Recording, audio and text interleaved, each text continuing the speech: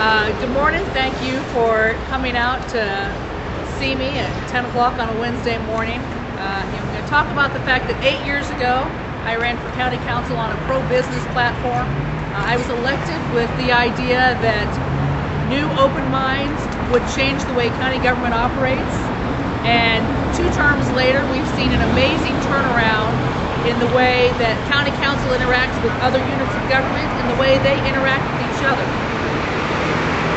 If I take you back to January of 2003, I don't know if you remember, we had 2 unfunded mandates from different levels of justice, the federal justice, the state justices, directing that we expand our jail and our juvenile justice center. We had an $8 million debt to the state for the Boys and Girls School. We were facing a $4 million annual revenue shortfall from the city of Fort Wayne's annexations. And county government was a collection of individuals who were each submitting budget requests that generally exceeded the available funds by more than 30%. It was chaotic at times, and it was not the best environment to have a cooperative, productive government system. Here we are, 8 years later, 2009, we've fully paid off that debt to the state of Indiana. In 2004, we set up a rainy day fund, which now has an excess of $19 million in it. We implemented a countywide strategic plan. We've revolutionized the budget process and made it so that county departments are compelled to work together for the best of everybody in the county and the citizens of Allen County. We've partnered with the city of Fort Wayne to win approval from the state legislature for a capital improvements board. We've consolidated land use and the GIS departments. We've restored order and decorum in the budget process with detailed analysis of competing projects and clearly prioritized budgeting for all county funds. I want to say that I love my time on county council, but after 8 years, it's time for me to hand over the reins to a new generation of county leaders. I will not seek re-election to the county council in 2010. I want to thank everybody for their support of me during my time on county council, and I'm looking forward to the opportunity to serve the communities of Fort Wayne and Allen County with future opportunities. So, any questions?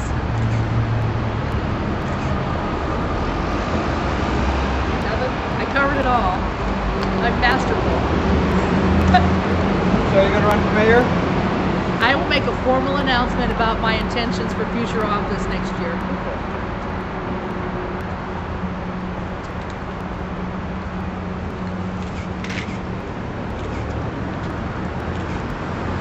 You know, a lot of the background to this is that I have loved my time on county council, and I have been so honored to serve, and it felt like I've accomplished most of the things I came to accomplish. It's time to hand over the reins.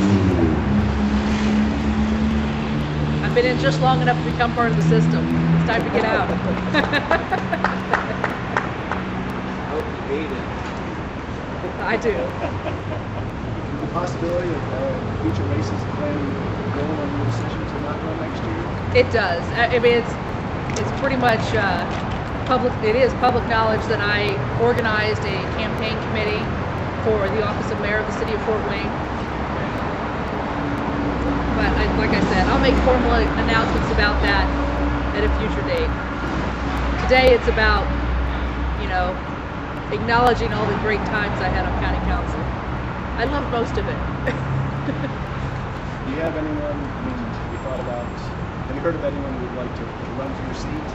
There have been a few folks that have expressed interest. When I was considering that position in Indianapolis in January, I had a few folks that contacted me, but we'll see who's serious about it. That's part of it too. I want to give people that are thinking about that kind of office time to get ready for their run. Do you plan on endorsing anyone for it, or I don't have a candidate in mind that I would endorse at this time. What are you most proudest of when your time is on the county council?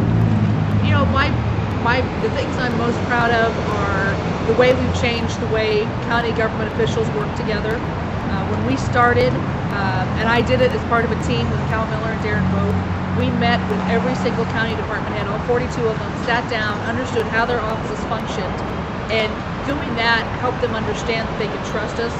And that environment of trust spread throughout county government by changing the budget system from something where people just submitted these wild, huge budget requests with no connection to the reality of what they thought they were going to get, to an allocation process where we gave them a lump sum and said, here's what you get, do what you think is right for your office. And it kind of took away that micromanaging aspect of the county budget process. If you remember, it was crazy.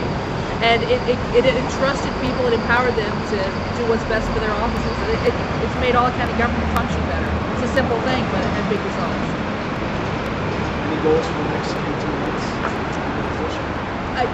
There are some big issues facing county government in terms of further consolidation, how we handle the 911 process, how we continue to adjust the county budget with the circuit breaker restrictions. But all that feels very manageable to me. It's a time of tying up any loose ends and making sure that some of the systems that we've put in place stay in place. Do you feel that some of your work has had an impact on the city-county relationship as well?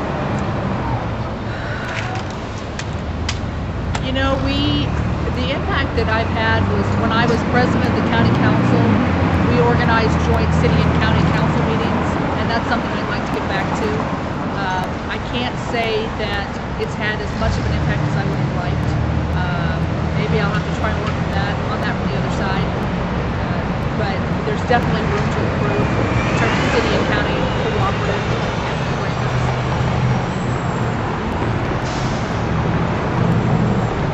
All right. Well, thank you all for coming this morning.